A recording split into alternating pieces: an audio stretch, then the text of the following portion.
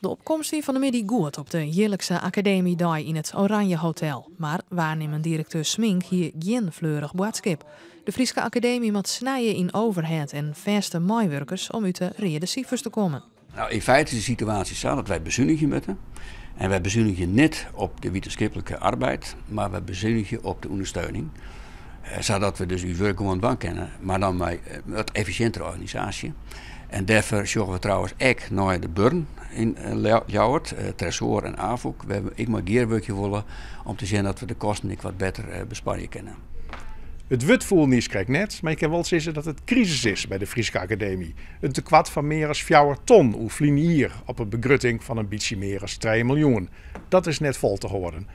Er verdwijnen nou ik arbeidsplakken, 6 FTE's maar. En er is verlet van een nieuwe strategie.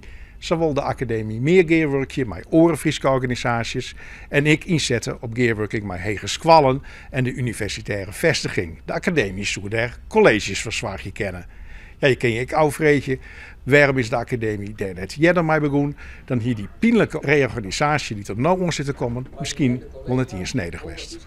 Maar Smink shut er kansen. De Frieske Academie is het enigste wetenschappelijk instituut voor Frieske taal, meertaligers en regionale skiëtnis en wil daar de komende jaren vol op inzetten.